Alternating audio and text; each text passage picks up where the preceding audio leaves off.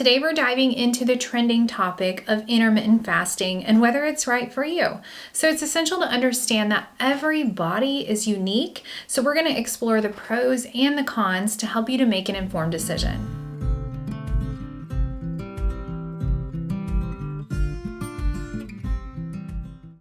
I'm Kathryn, a certified mental health and wellness coach, and I've lost 65 pounds implementing strategies that I share here on this channel.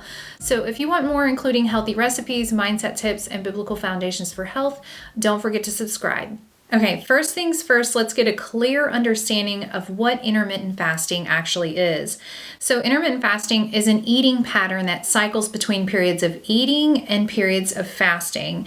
It doesn't really tell you exactly what to eat, but really it just focuses on when you should eat instead. So there's a lot of popular intermittent fasting methods out there, like the 16-8 method or the 5-2 diet and the eat, stop, eat approach. Those are just a few, but the big question remains, is it for you? And this was a big question for me for a really long time because it wasn't for me for a very long time.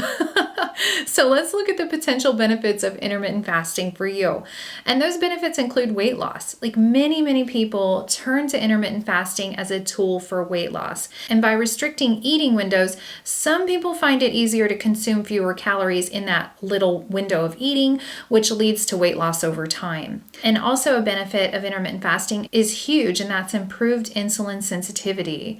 So intermittent fasting can help lower insulin resistance and improve your blood sugar control, which is really beneficial for those who are at risk of type 2 diabetes. And it also simplifies your eating. For some people, having a structured eating pattern really just simplifies meal planning and reduces mindless snacking because intermittent fasting really cuts out all the need for snacking altogether. It's actually not true that we need to have 3 meals and 2 snacks every single day.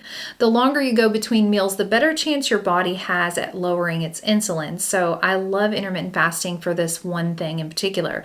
Now let's look at some potential cons or negative side of intermittent fasting because honestly it's not for everybody.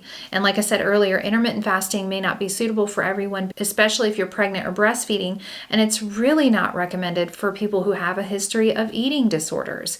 And also if you haven't changed your mindset around food yet, and this one was a big deal for me. If you're still just doing this as a weight loss method only, it could just really lead to weight regain when you get to your desired goal and you quit doing intermittent fasting. Intermittent fasting should really be adopted as a way of life, not just a temporary quick fix solution, kind of like diet, right? Like everything else out there that we run to lose weight. So here's another con if you're considering intermittent fasting, and this was a huge one for me as well in my earlier years of trying intermittent fasting before I really got my mindset right about food and started getting healed from the inside out about food stories and things like that. And that's possible overeating. Some people find themselves overeating during those non-fasting periods when it's your eating window, which negates any potential calorie deficit that you achieve during fasting. And this was me for a really long time.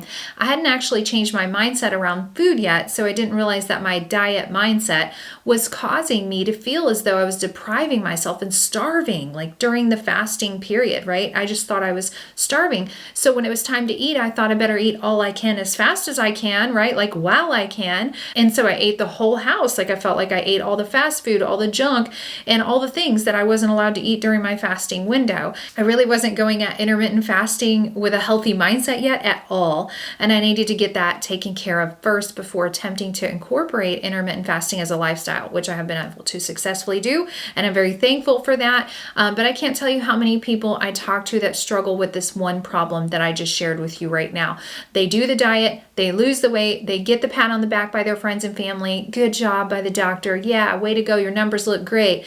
And then they go right back into the same old patterns that they were doing before. And then what happens, right? They gain the weight back. Weight loss isn't just about what we do, but it's also about how we think about what we're doing. And so if you only focus on changing the outside, like your waistline or the number on the scale going down, and you aren't changing who you are inside, you aren't thinking differently, you aren't getting healthy in your mind about yourself, about food, about whatever's gone on in the past and getting healed from that, then what happens when you quit the diet, when you quit following all the rules that they tell you to follow so you can lose the weight? What happens? You gain the weight back, and intermittent fasting is no different. If you approach it in a way that is I'm just doing this for a diet. I'm just doing this to lose weight. There's so much more to intermittent fasting. I'm not going to get into it. I love the benefits way beyond weight loss that can happen.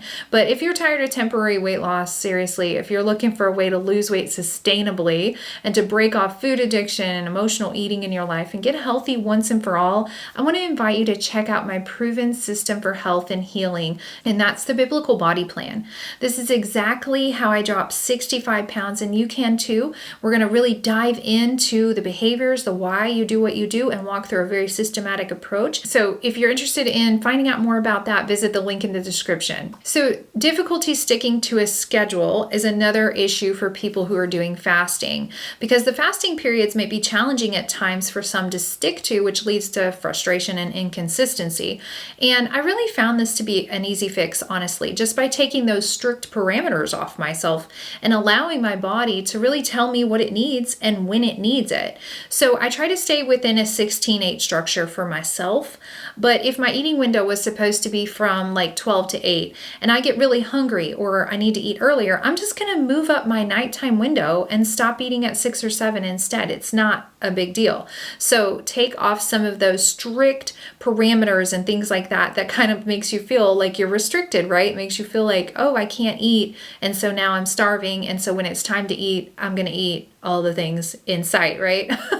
So anyways, here's some questions to consider for whether or not intermittent fasting could be for you. Ask yourself these questions. Can you commit to a fasting schedule? So assess your life, your schedule, like see what works for you and see if you could really stick to the specific fasting window without really feeling overly restricted like I talked about. And then ask yourself, do you have a history of eating disorders?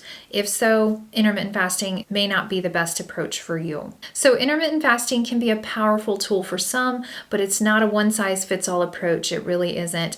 Before diving into any program, really evaluate your health, your lifestyle, and your preferences. And remember, achieving your health goal is about finding a sustainable and enjoyable path.